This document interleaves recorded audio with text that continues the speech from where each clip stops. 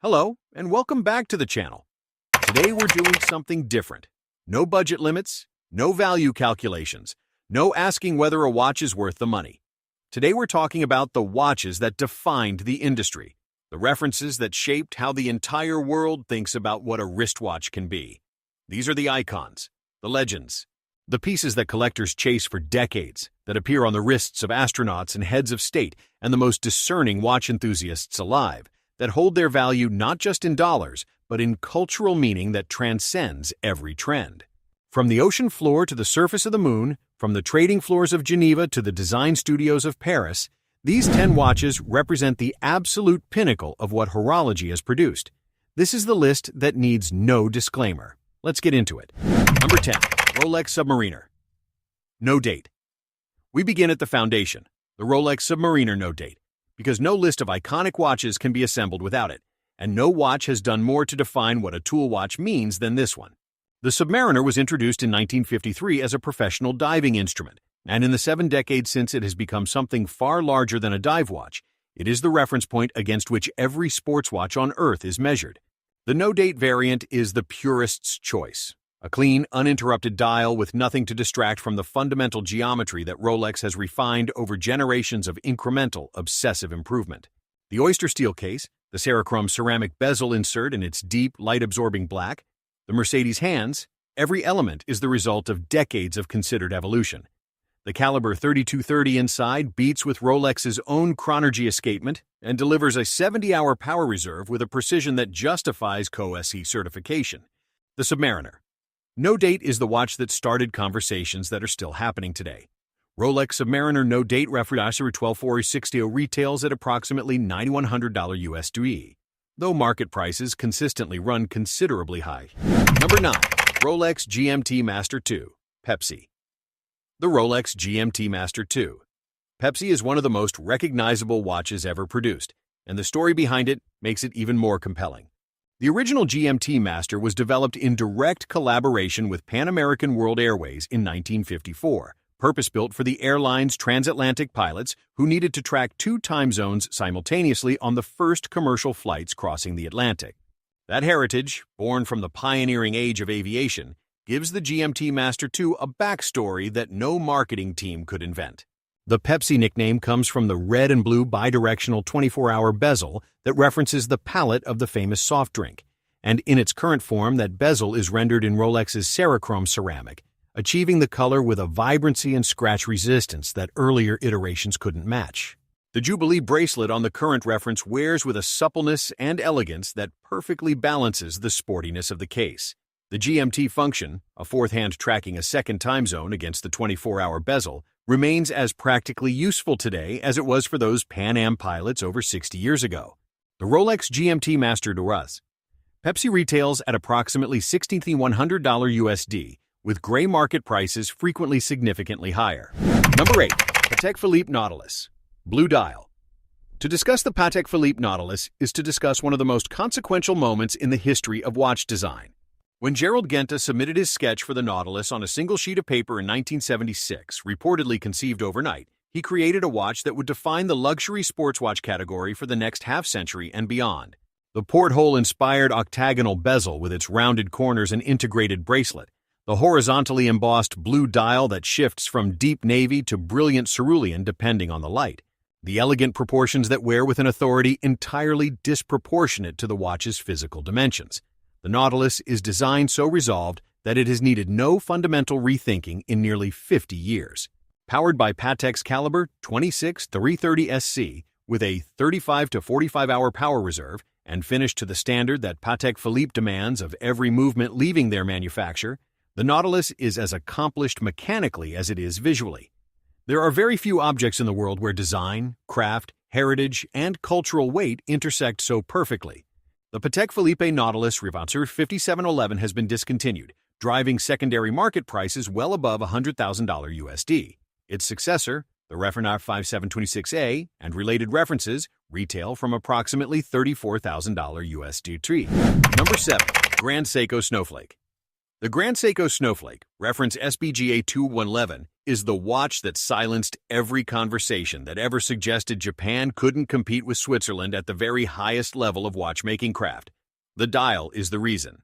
Produced at Grand Seiko's Shinshu Watch Studio in the Nagano Highlands, a region whose winters inspired the dial's creation, the Snowflake's textured white surface is a hand-finished work of art that cannot be photographed adequately and must be experienced in person to be fully understood. The technique, known as Bayako, creates a surface that captures and distributes light the way freshly fallen snow does, unevenly, naturally, with a depth and dimension that shifts with every movement of the wrist. No two dials are identical. The spring drive caliber 9R65 powering the Snowflake is itself a horological achievement without parallel, a movement that combines mechanical winding with an electronic regulator to achieve an accuracy of plus or minus 1 second per day, 10 times better than standard mechanical watches. The blue hands and seconds hand drift across the dial with a glide motion that is uniquely mesmerizing, the result of the spring drive's frictionless electromagnetic braking. The Grand Seiko Snowflake SBGA 211 retails for approximately $6,500 USD die, an extraordinary achievement at any price. Number 6.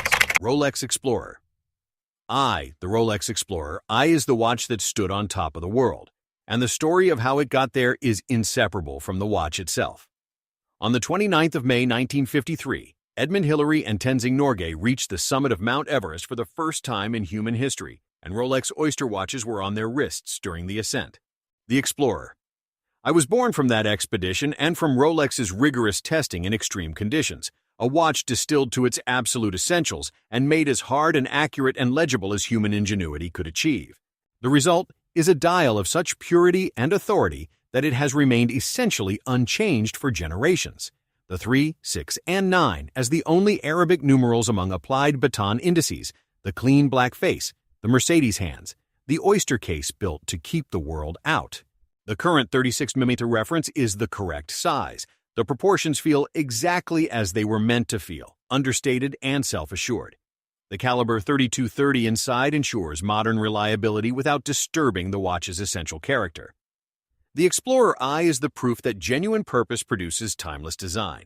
The Rolex Explorer I reference 124270 retails at approximately $7,405 USD. Number 5. Patek Philippe Aquanaut. The Patek Philippe Aquanaut arrived in 1997 and immediately presented the watch world with a provocative and wonderful question. What would a luxury sports watch look like if it was designed not for the traditions of the establishment but for a younger, more adventurous generation? The answer was the Aquanaut, a rounded octagonal case softer and more playful than the Nautilus, an embossed dial with a rich textured pattern that is entirely its own, and a composite rubber strap that was revolutionary for Patek Philippe at the time of its introduction. The Aquanaut wears with an ease and versatility that the Nautilus doesn't quite replicate. It is a beach and a boardroom companion in the same package, transitioning between contexts without demanding any change of register from the wearer. The caliber 26 to 3D30 SC movement inside is finished to Patek's exacting seal standards, and the sapphire caseback reveals decoration that would be hidden from view in most other manufacturers' watches. As the Nautilus has retreated from new production, the Aquanaut has stepped forward as perhaps the defining current Patek Philippe sports reference. The Patek Philippe Aquanaut Refdox 5168G retails at approximately $29,000 USD. Number 4. Cartier Santos Large. The Cartier Santos is not merely an iconic watch, it is the watch that invented the category. When Louis Cartier created a wristwatch for his friend, the Brazilian aviation pioneer Alberto Santos Dumont in 1904, the concept of a watch worn on the wrist rather than carried in a pocket was still radical. Santos Dumont needed both hands free to pilot his aircraft, and Cartier's solution changed the course of horological history. The Santos is therefore not one of the earliest great watches. It is the watch that made wristwatches a serious proposition at all. The contemporary Santos Large preserves the defining design elements that have made it recognizable for over a century. The exposed screws on the bezel and integrated bracelet, the square case with its curved corners, the Roman numeral dial with its blue cabochon crown. The Smart Link bracelet system of the modern reference allows effortless size adjustment without tools, a practical refinement worthy of the Santos's legacy of solving practical problems elegantly. The ADLC carbon-coated steel case and DLC-treated options demonstrate that the Santos remains a living, evolving design rather than a museum relic. The Cartier Santos Large retails at approximately $7,350 USD for the steel model. Number 3. Tudor Black Bay 58. The Tudor Black Bay 58 is the watch that proved something the watch industry needed reminding of. That authentic tool watch heritage, beautifully executed at a genuinely honest price, will always find its audience. The 58 designation references 1958, the year Tudor introduced their first dive watch rated to 200 meters, and the Black Bay 58 faithfully captures the spirit of that era with a 39mm case diameter drawn directly from mid-century proportions that were briefly forgotten in the oversized watch boom of the 2000s and 2010s. The gilt details on the black dial, the snowflake hands, the domed crystal, and the warm, aged bronze-toned accents on certain variants create a patina of authenticity that cannot be manufactured. It must be earned through genuine heritage. Inside beats Tudor's MT5402 manufacture movement, developed and produced in-house, delivering 70 hours of power reserve and chronometer-level accuracy. Tudor is Rolex's sister brand, and the DNA is unmistakable in the quality of materials, case finishing, and bracelet construction. The Black Bay 58 is not a budget Rolex. It is a watch that stands completely on its own terms and deserves every superlative it receives. The Tudor Black Bay 58 retails at approximately $3,775 USD. Number 2. Audemars Piguet Royal Oak Jumbo Extra Thin.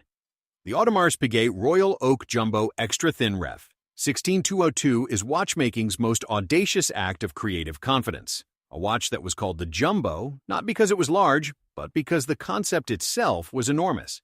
When Gerald Genta designed the Royal Oak for Audemars Piguet in 1972, again, reportedly in a single night, he produced a watch in steel, the material of affordable watches, priced at the level of gold complications. The industry thought it would fail catastrophically. Instead, it created the luxury sports watch category almost single-handedly and changed the economics and aesthetics of fine watchmaking permanently.